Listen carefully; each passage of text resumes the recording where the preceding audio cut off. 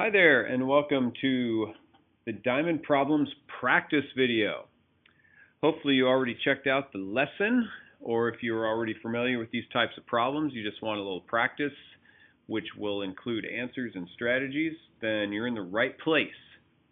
Okay, as we talked about before, diamond problems are simply an algebraic algorithm, which is a fancy way of saying this is just kind of a puzzle and we do them the same way every time with the same operations.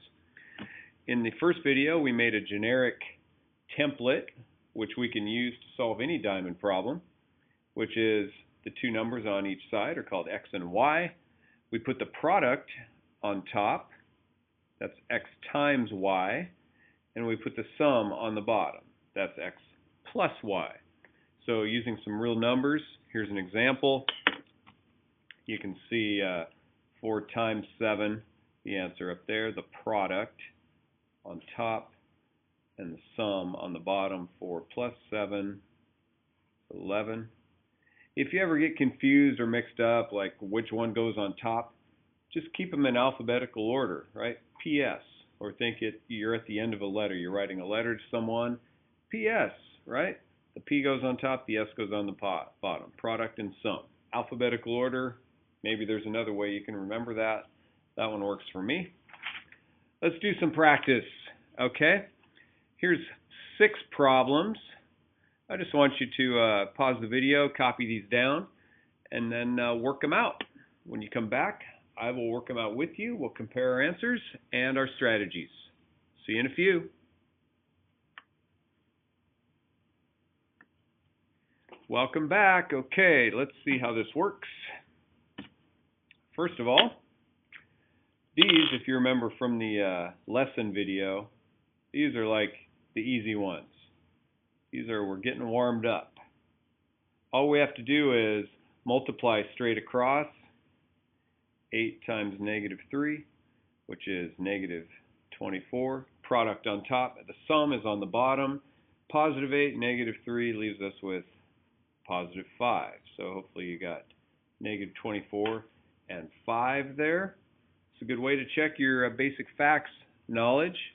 If you have trouble getting these answers, well, we need some help in another area. Easy way of remembering this whole multiplication thing, though, in my opinion, same sign, positive answer. That's it. That's the only rule you need to know. Don't worry about all that positive and negative, negative and positive. All you need to know, same sign, positive answer. Since these were not the same sign, then it was not a positive answer, right? So the opposite is true. And when we're adding numbers and they have opposite signs, whichever one's bigger, that gets the sign there. That's a separate lesson though, but that's a little tip for you. Here we go. Since these are not the same sign, I know it's going to be a negative answer. What's 6 times 4? 24. So we could deal with the sign separately. Remember, this is product. On top, we're multiplying. On top, we're adding. On the bottom, 6 is bigger than 4, so the answer is 2, and it's positive. Okay, it's like 6 take away 4. So, negative 24, positive 2. Next, this one's tough.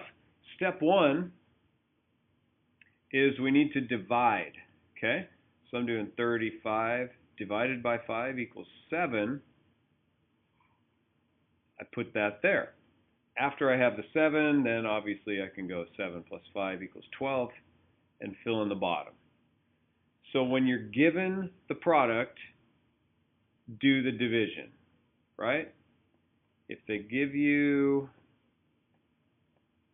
the answer to the multiplication problem, then you need to divide to get that guy in there.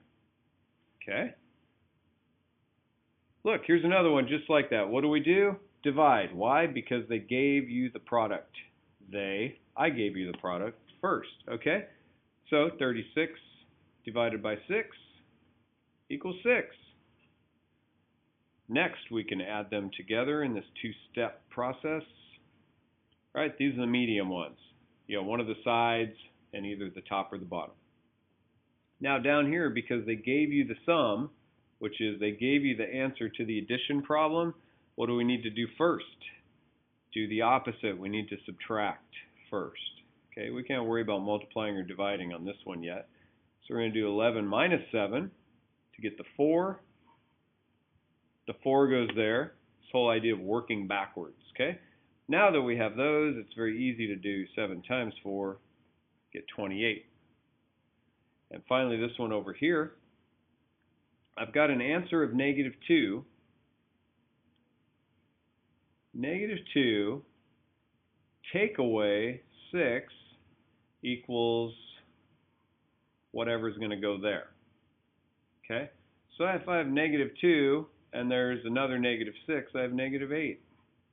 Right? There's a negative and a negative. They're being added together. It makes a bigger negative. Then I can multiply. Since they're opposite signs, I know it's going to be negative answer, and then I just do 6 times 8. 48. Done deal.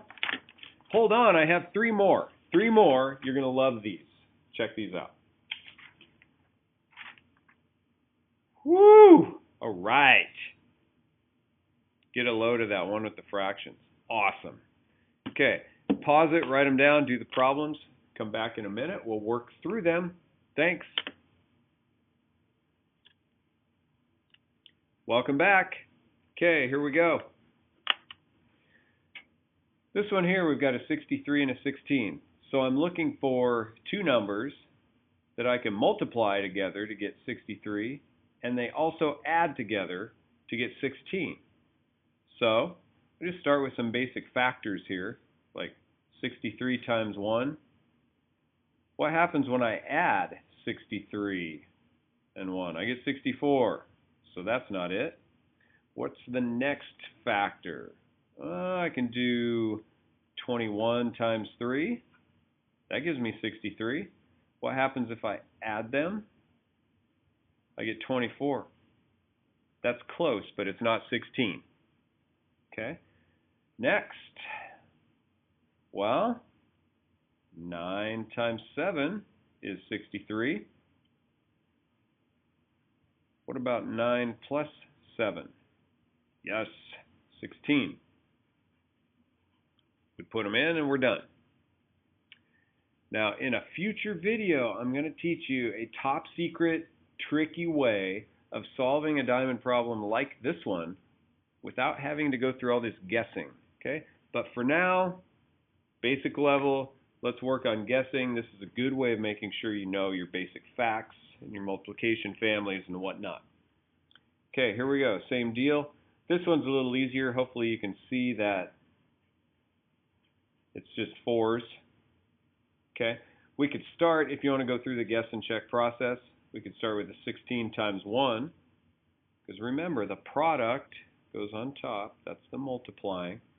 16 times 1, but what happens when I add them? I get 17. 17 does not equal 8, so I don't want that. I could do 8 times 2 is 16, but what's 8 plus 2? 10. But notice I'm getting warmer, right? As these numbers get smaller, I get closer to my target. Not quite. Next, obviously our answer, which is already up there. 4 times 4 is 16. 4 plus 4 is 8, so that works out. Fractions. Yes, we can do diamond problems with fractions. We can do them with decimals. You name it. We can do them. So, what I need here are 2 fractions that add together to get 3/4, but multiply together to get 1/8. Well, let's start with the easiest possible thing here, right? If I take 1/2 and add it to 1/4, I get 3/4, right? Which 1/2 is the same as 2/4.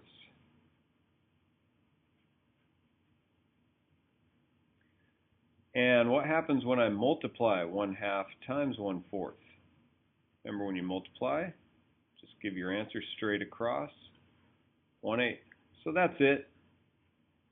This was an easy example of a fraction problem, but I want your mind to be open and prepared for and not surprised by. If you get one like this, you know how to deal with it. Okay? that's going to be it for this. This is just some practice. Hope that was good and useful. And thanks for watching the Whitcher Math channel. Bye.